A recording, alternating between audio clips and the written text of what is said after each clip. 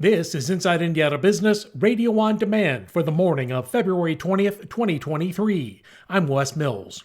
Is Indiana immune to downsizing in the tech industry? The biggest names in tech, Microsoft, Salesforce, Amazon, Twitter, have all announced layoffs in recent months. Hundreds of thousands of jobs gone. But 130 Hoosier tech companies reported $441 million in capital investment last year. That's the second highest number since TechPoint, the industry's nonprofit technology accelerator in Indiana, began tracking those numbers. TechPoint CEO Ting Goody appeared on Inside Indiana Business with Gary Dick.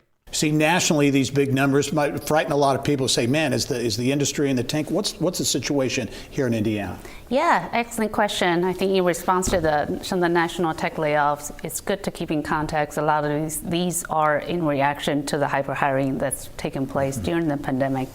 Locally, Indiana, based on the number we're tracking, the tech workforce demand is still outstripping supply by a factor of 2.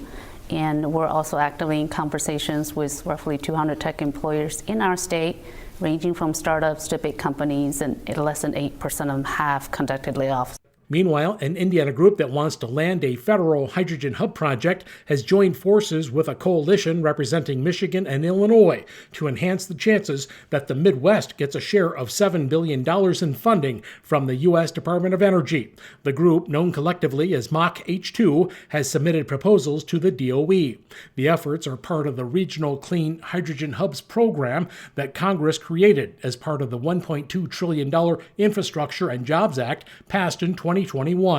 The program aims to provide funding for 6 to 10 hydrogen hub projects focused on the production, processing, delivery, storage, and end use of clean energy. Elevate Ventures CEO Christopher Day, who also appeared on Inside Indiana Business TV, said the hydrogen hub could be big for the Hoosier State. As many of us know, Cummins, for example, has really been leaning into hydrogen technology, and they see that as the future of engines, 10 and 20, 50 years out. And we have a great environment in Northwest Indiana, and I know that the state is looking heavily at developing a hydrogen hub up there, which is truly exciting. And if you also think about all the other startups and scale-ups that will spawn off of that environment, it's definitely exciting. The Energy Department is expected to select the recipients this fall. Indianapolis-based Radiant Communities Development Corporation has announced plans for a $14 million housing project in Sullivan. The developer said the project will include 40 lease-to-purchase townhomes and single-family homes. Radiant says the project will span 14 lots in close proximity to downtown Sullivan and will convert blighted properties that were demolished as part of the Federal Blight Elimination Program and the city's They Gotta Go program. The project is being funded with $12 million in tax credits from the Indiana Housing and Community Development Authority and $800,000 from the state's Ready Grant program.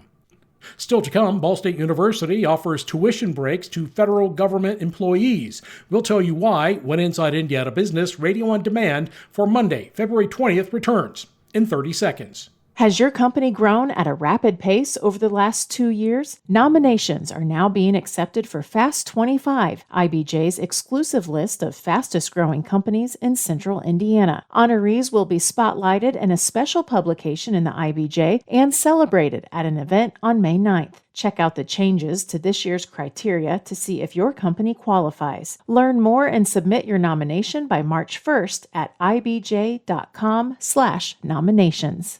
Ball State University Teachers College has joined an alliance that will allow federal government employees to earn online graduate-level degrees and certificates at a reduced cost. The Federal Academic Alliance is a joint initiative to address critical skills gaps among government employees in mission-critical occupations.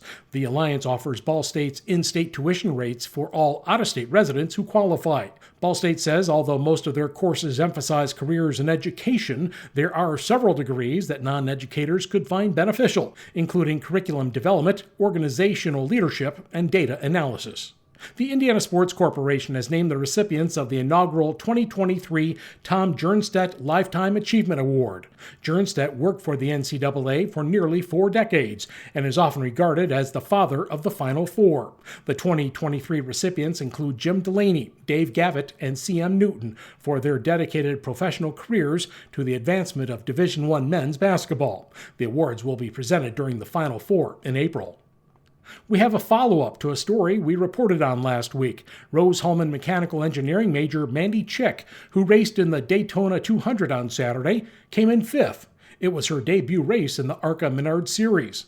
I talked to Mandy last week about the thrill of driving on the famed track. And it was the most incredible experience. It was surreal for me because, of course, growing up in the racing industry, everyone wants to have the opportunity to go to Daytona.